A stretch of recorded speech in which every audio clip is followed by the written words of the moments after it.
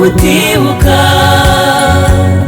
jenoside yakorewe abatutsi 94, gufata ingamba zo kuyirinda n'umuti wo kuyirandura, gufata ingamba zo kuyirinda n'umuti wo kuyirandura.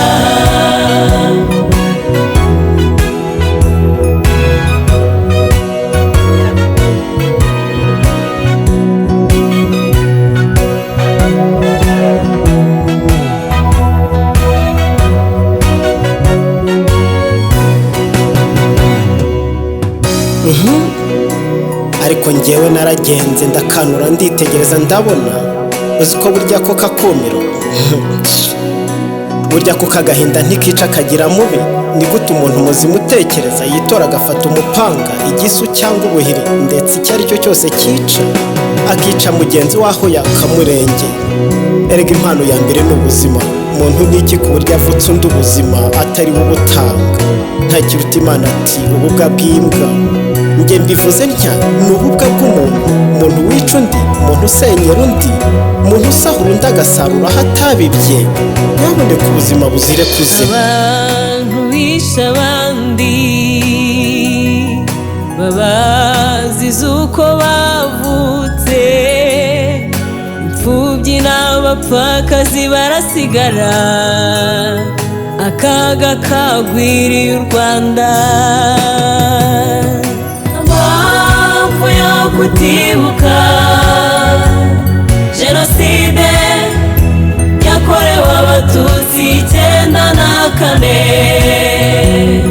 gufata ingamba zo kuyirinda n'umuti wo kuyirandura,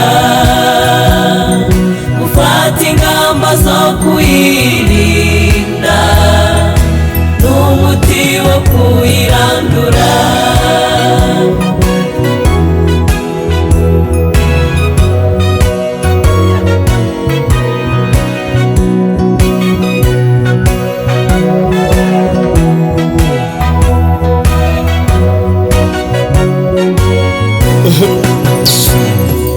igihugu cyarasenyutse, abantu babura ababo, agahinda ndetse no kubibuka ntibiteze kuzashira. iyo biza gushoboka twese tukibonamo umwe nk'ababana b'inyange, kuko turi bene Kanyarwanda. Ega n'ubundi ni ukuri kandi ndababwiza ukuri ko ntabwo ko buba mu bantu uretse akate. Ega n'ubundi ni ukuri kandi ndababwiza ukuri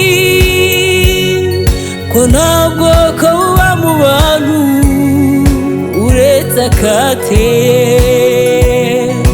ntabwo ko buba mu bantu uretse akateye.